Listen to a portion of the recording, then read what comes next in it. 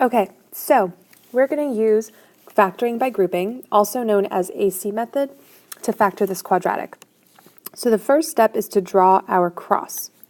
So in the top portion of the cross is going to go A times C. So A is 1, C is 12. So A times C is 12. And we're looking for two numbers that multiply to give me that, and then they have to add to give me B. So what two numbers multiply to give me 12 and add to give me 8? So that's going to be 2 and 6. So I'm going to take my quadratic, n squared, but instead of 8n, I'm going to break 8n up into 2n plus 2n plus 6n, and then have my plus 12 at the end. This is going to allow me to make my two groups, so that's why we call it factoring by grouping. And I'm going to look for the GCF of my first group. The GCF of n squared and 2n is just n. So I'm going to take that out. N times n would give me n squared. N times 2 would give me 2n. So I need, whenever I redistribute the n, to have it bring me back to where I started. So that does bring me back to n squared plus 2n. So I can kind of cheat because I know that from the first group, the second group has to have the same binomial, n plus 2. So I asked myself, what does 6n plus 12 need factored out in order to give me n plus 2? And the answer is 6.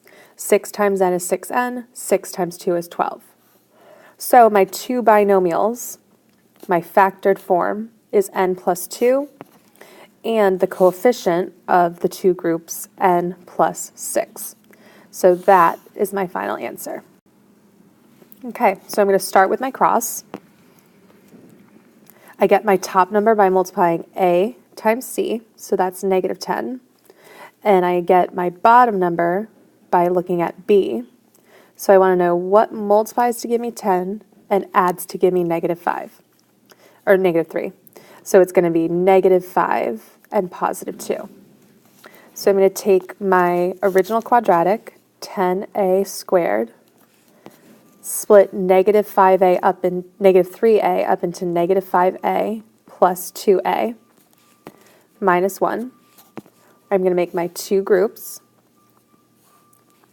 So the first group has a GCF of 5 and of a. So what's left behind is 2a minus 1. 5a times 2a is 10a squared. 5a times negative 1 is negative 5a. So that's my first group. And then I know my second group has to have 2a minus 1 as its remaining binomial. And I don't need to take anything away from 2a minus 1. So what that really means is that a positive 1 is going to be in front of the binomial. Because if I put 0 to mean I'm taking nothing away, that's going to mess the whole quadratic up. So my final factored form is 2a minus 1 times 5a plus 1. And so that is my final answer.